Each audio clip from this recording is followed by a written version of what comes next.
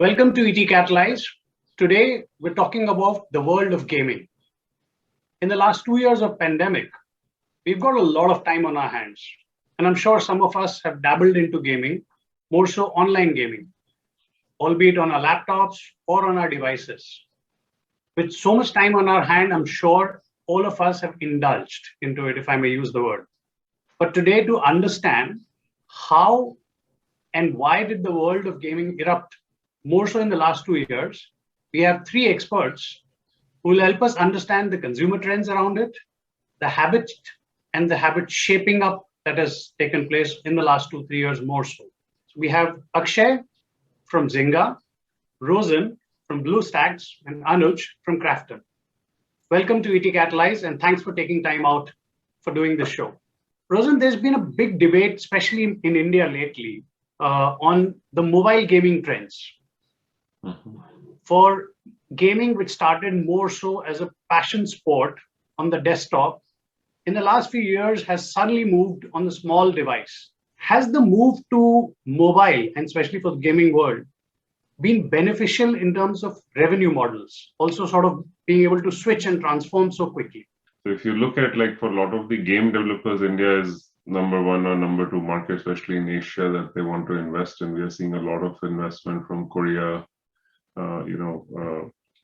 Anuj is here from Krafton. So I think the free-to-play model works really, really good for India. I mean, people can pay 50 rupees for parking. They can pay 50 rupees inside the game.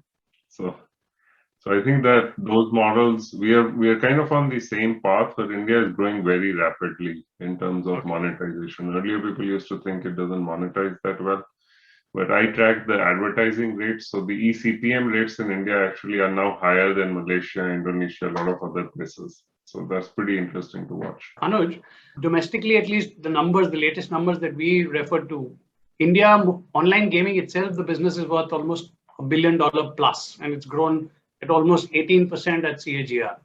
What has been your experience at this growth rate, and what is the industry doing to capture the most from this growth rate? So as a gaming nation, our first brush came in the early 90s when you have that 1 rupee gaming arcades in most of the tier 1 and some tier 2 cities where you used to play Contra, Mario, and all those kinds of early SNES systems. Post that, even though the gaming world in the East and the West both evolved to PC consoles, the Indian gamer, that evolution did not happen. Multiple reasons for that: hardware costs, lack of personal PCs. In Indian middle class homes, you used to have one PC, which was a common PC that you used to have in the late 90s, early 2000s, and then sort of it did not evolve to a certain level in the gaming, and the culture sort of got missed over a period of 10 to 15 years. Cut to 2014 is when the real mobile and Android penetration start to happen in India, and games start. That was the generation that started playing in 2014 and getting access to their personal smartphones. That's when they started experiencing gaming again in India, right? So in that sense, we are a very young gaming nation as a culture. As far as I see the question about monetization, we are just at the tip of the iceberg. I think the fun part of monetizing of this industry, the potential of this industry, has just begun at a very, I would say 1 billion is just the tip, and there are many reports that are predicting it to be 6 billion, 7 billion by 2025. So you can imagine the growth rates that are there in this industry. One important aspect which I think the battle royale genre has given to us is esports, where people actually play games, and you have creators who are streaming this on platforms like YouTube, Loco, and people are watching these streamers, and they've become mini celebrities of them. Now this is massive for marketing potential to reach out to these youth population. It is a massive opportunity for brands to get their message across. So I think we are very excited about two segments of monetization of the gaming gamers who are actually willing to pay, not just for in virtual goods, but also streaming. That's again a whole new industry that is being set up and disrupted within the game.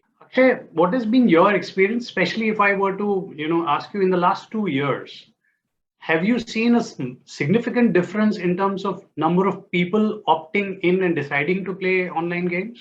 Definitely. I think the behaviors have changed in the past, I would say 18 months or so. We've definitely seen, we saw an increased tailwind early on, especially Q2 of 2020, when we had a bunch of folks trying out new games as they were exploring, different ways of entertainment, I'd say, all over the world. But I did see that post 3 or 4 months since then, we did kind of stabilize to a new normal. And I'm speaking for the gaming industry overall. And I've seen that the behaviors are set in different ways in the past 12 months. And I see largely audiences now settling down in that new normal. Like we have now kind of come to terms with, working remotely, a lot of life changes, a lot of habit building exercises, all of that, I think has led to, a different way of looking at the world. And that has translated to how we've looked at games as well. Definitely see that in the games that I manage. Rosen, when you talk to your clients in India, what is the model emerging for India as we go along? I mean, there's been a freemium model, there have been rake fee model, there are multiple names and terms coming around. In terms of making money in the business, any particular model that you think suits best for India, especially given the periods that now we live in? If you look at the traditional models, if games making money, one is through in-app purchase, which is free to play. Second is through advertising. So if you look at the hyper casual and casual genres, they tend to be more monetized through advertising. And now we are beginning to see NFT based monetization for some of the games. And then you have, you can play with real money. So India has seen all the three. I don't know which one is going to grow more. Like, PUBG and Free Fire, of course, is all based on IAP and in-game monetization. And, the casual genre tends to be more IAP dominant, more advertising dominated. So I think what will happen is that the advertising rates will go up. Like we have seen this, like if you go 3 years back in Thailand, you used to pay 25 cents to get a new user. Now you pay almost $3.50, right? And so the same is happening in India over time, and in some rates, in some ways even quicker. Anuj, any particular change that you notice? Has it always been that the only young will get, more interested in games, or has the demographic change? The age bracket sort of change you notice lately? Oh, I think the gaming is a very, very broad audience. It is the depth of genres that you have represent, very different sort of demographic presentation. If you look at, say, a match 3 genre, which is like your Candy Crush, you will find equal amount of women and playing as men.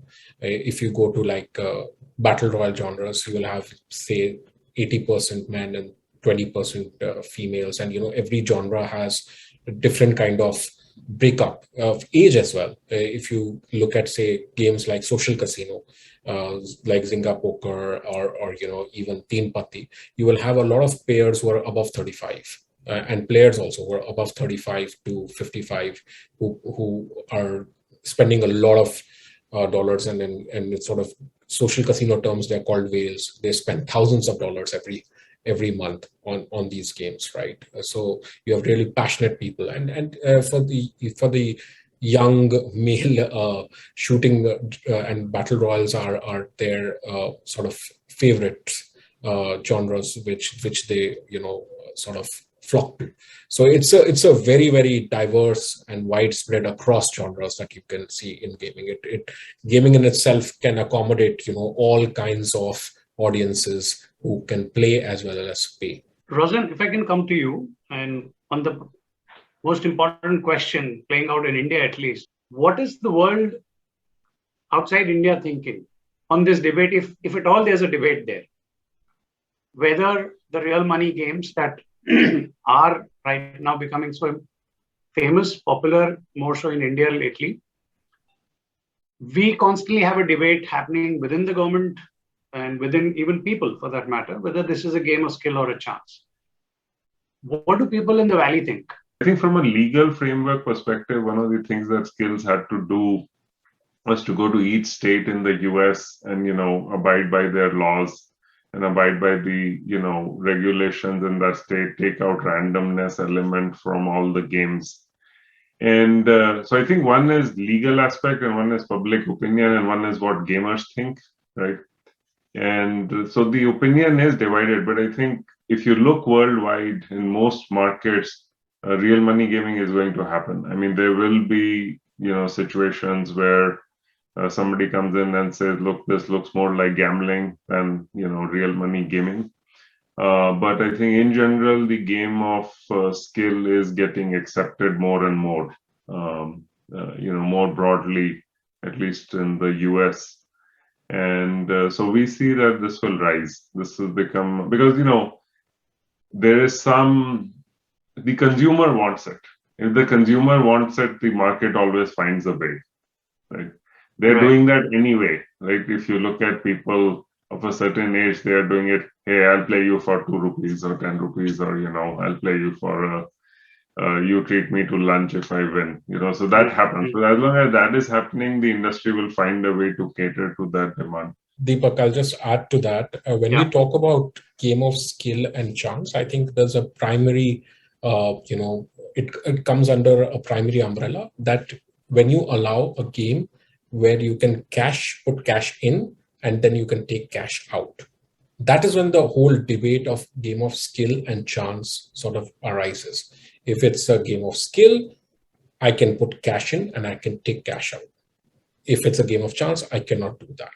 I mean, what real money gaming is it allows that a user to put in cash and take out cash in whatever form. So that's the basic premise of a real money game, which is as a business model super popular in India. And just giving out some facts, the challenge is such games are not allowed to be listed on Google Play globally. So Google Play policies, there have been some relaxations, but they do not allow such games to be listed on Google Play. Google Play doesn't allow the game of chance kind of games, right?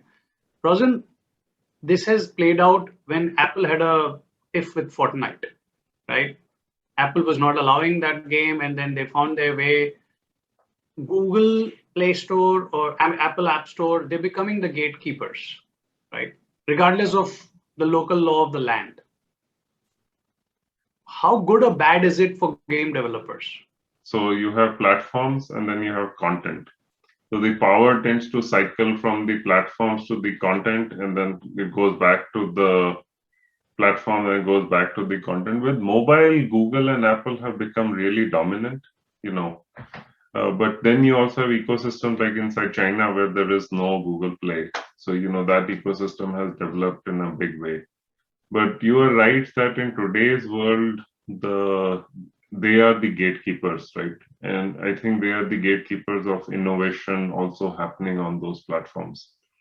However, because of the legal pressures of Fortnite and antitrust, and also, just the consumer behavior changing. So take NFTs, for example. Right? NFT is already doing 3 to 4 billion volume a month. So that's about 48 billion, 50 billion a year. Mobile gaming market is 100 billion, right? So there are other disruptive forces happening in the industry which are all happening outside these ecosystems, because these ecosystems are gatekeepers in what they allow and what they don't allow.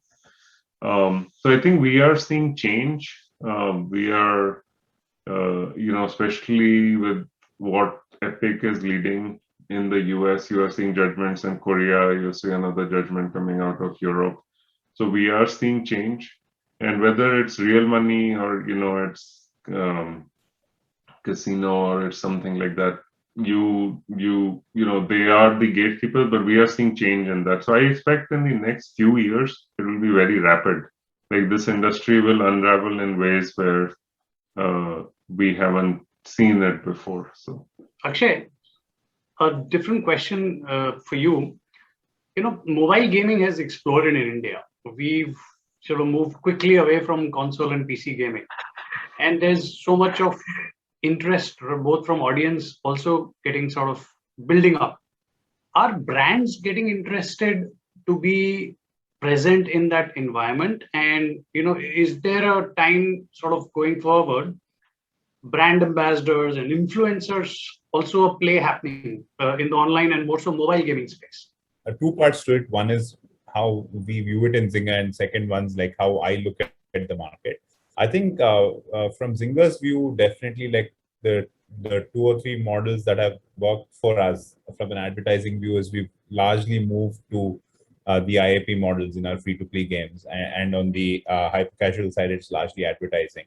Both of these models lend itself to brands actually actively participating in these games. However, I think in terms of a game, if you look at it from a game design perspective, we want to make sure that what the game stands for, what the company stands for, is also what the endorsement stands for, right? And I in my little experience with gaming, I found that to be a hard part. We are seeing a lot of, I'd say, influencers, celebrities playing our games, and I think the best example for us is Words with Friends. Like, we have a lot of celebrities, for instance, in the US, who publicly love the game and talk about the game, and we've also used it to promote causes that are socially relevant. So I think that is a trend that I see taking off. Rosen, I wanted to understand from you, from outside in, when you look at India and India's place in the online gaming world, where do you think India stands? I think we are coming from behind, right? We have not been a dominant force, but if you look at just the size of the population, so in Southeast Asia also, Indonesia was not the primary, they didn't come up first, but the population of Indonesia is so much bigger than Malaysia or Thailand or any of the other places that has become a big battleground for, companies. So India always had potential. I think where we have crossed a line is that suddenly everybody's realized, oh, people are willing to pay, and people are willing to pay inside games and related to gaming, right? So I see that in the next, I don't know whether it's 3 years or 5 years, that we are going to become one of the top 4 dominant gaming countries in the world. I mean, I think it'll take a long while for us to overtake US and China. But if you look at the numbers, like Japan is at 10 billion, and you look at, the next country, which is at 7 billion, 6 billion, I think we'll be in the top 4 or top 5 very quickly here. So I think people's attitudes towards gaming is changing also. And it relates to your previous question. It's about media. It doesn't matter. I have 4 daughters. They do not watch TV. They just don't watch TV. But they play games. They are on Discord and they're playing games, right? So when you look at food companies, beverage companies, and India always had different, like all the channels, TV in India has always been subsidized by advertising, right? So if you just look at it, that this is the new media for people, India, the amount of money, because from a consumer perspective in India is massive, right? So that money is going to flow here, because that's the most efficient way to reach a certain demographic. This brings me to the last and final round. We call it the rapid fire round. Quick one-line answers. So the first question, and if I can start with you, Rosen, what are the real games that you play, the physical sport that you play? I actually coach softball. I'm too old to play, but I coach softball, and I played cricket as a kid. So, okay. Anuj, how about you?